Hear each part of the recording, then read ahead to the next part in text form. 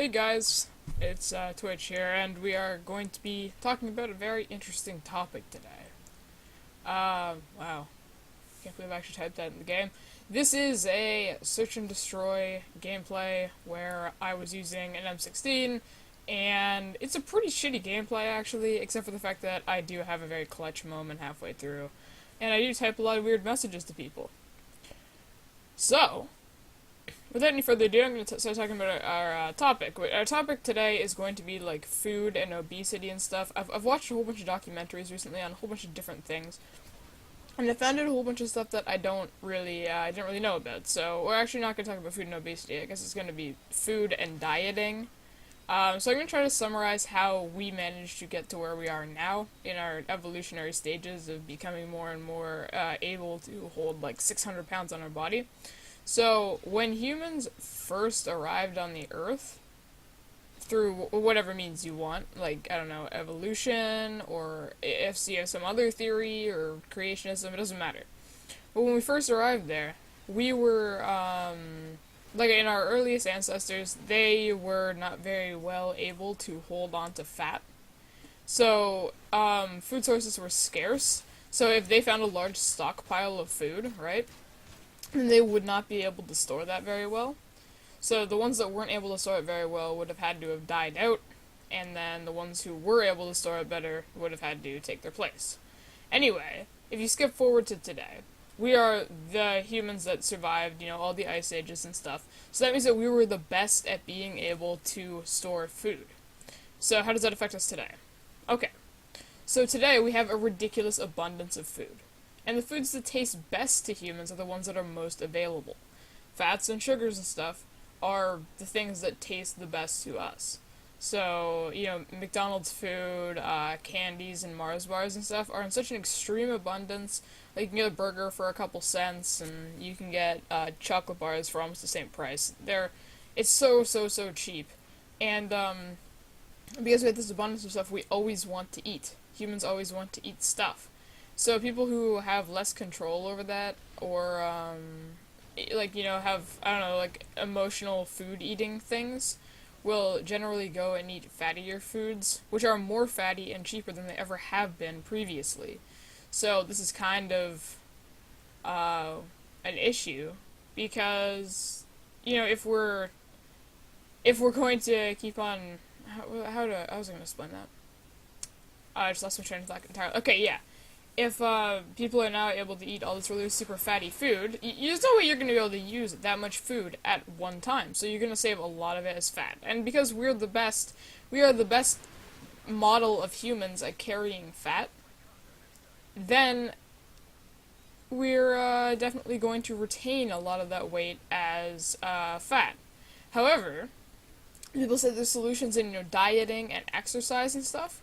But recently I actually found a documentary, more like a study, where a scientist, I don't exactly remember her name, got a 450-pound or 500-pound man to do he wanted to lose a whole bunch of weight.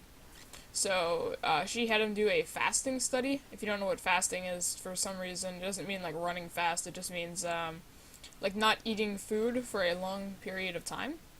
And like I said earlier, fat is simply fat is simply it's a storage mechanism. It's like I don't know, a hard drive, for example. Like you save things onto that to use later. So you save things into fat to use later. And you also have a limited number of fat cells. So you have a limited amount of hard drive space, you have a limited number of fat cells. You burn the energy, those oil drops that are in the cells, and then you use it. This man, who was 450 pounds, if he went on a diet, he would have lost, like, I don't know, a couple pounds a month or a couple pounds a week or whatever. He went on a fasting thing. He lost, I think, almost 300 pounds, and he did not have to eat for a year and 2 weeks or something. So I honestly don't understand why people think that the solution to all this like obesity stuff would be activity and shit. It's actually not. because if you have that much weight on you, you could actually simply not eat for like a year. If you weigh more than 450 pounds, you can not eat for a year while doing minimal physical activity, and you will lose like 270 or 300 pounds.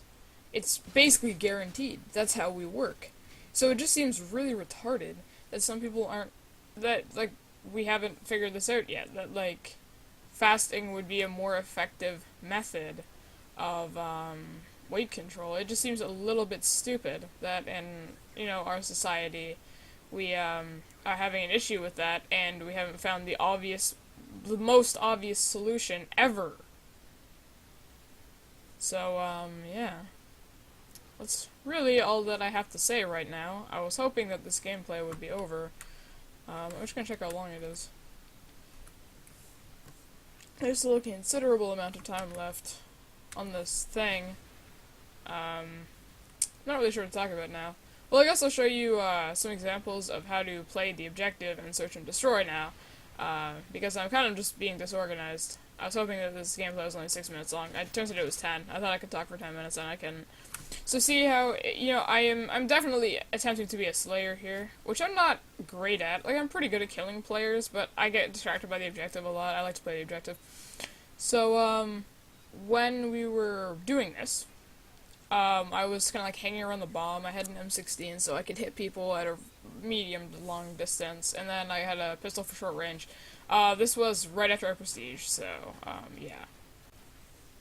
That's Mr. Kano from the Celluloid channel. He's pretty cool. Anyway, so, so I was defending the guy with the bomb, and even though I was not, playing the objective, quote-unquote, I was having an effect on how our team was using the objective, I guess, would be the right thing. I was playing it, I was benefiting the team by, I was actually, you know what, screw it. I was actually playing the objective there. I was helping our team plant the bomb, which is the objective, as I recall. So here is me being the bomb carrier, and I don't know what kind of bomb carrier I really am. Because it seems as if the kind of bomb carrier I am is a little bit aggressive, but I had to be really conservative here, because there were 3 guys over there, and that was retardedly hard to break through their defense if I was only by myself. So I managed to get my team to move up so that we could plant the bomb. So, as you can see, planting the bomb like a boss. Someone's shooting a gun at me. I don't know why I wasn't hit. Now he's pissed off at me, asking me where I was. So I'm gonna go through this passage, and then I'm gonna realize that I just left the bomb. So I'm gonna run back. And I'm also the last man standing on my team, as you can tell by that little message right there. So I'm gonna take the ACR, own a striker, alright, and there's another guy, and take him too. So yeah, that's a little bit good. That's really how you want to play the objective, where you need to defend the bomb as well as just planting it. I know it wasn't extremely impressive, but that's just a really, really good example of what I was trying to talk about. I think it was yesterday's topic that I was talking about how to play the objective. So in a game where there's only one person who has the objective, you could defend that person or something. And I ended up with a bomb again here, which kind of sucks because I didn't really want it. And I was trying to get my Pretty with one more kill, that way I could kind of just own them. But there's a lot of campers over there. I don't understand what the point of camping in S&D is. If you run around with like a silenced shotgun, I found that the results are much more better. Oh, no, I'm dead. Yeah. So yeah, that was an example of how to badly play the objective. Somehow our bomb carrier died, and I was kind of hoping that I could just defend him that round. Because I knew it wasn't going to do very well. I was on Skype with a whole bunch of people, so, So here's overtime. I either died really, really quick here or something. I don't really remember exactly what happened. But we're defending in overtime, which is not fun. Search is nothing like Demolition in this respect, that you do have to play... If you're gonna play aggressive in Search, you need to play a million times more aggressive.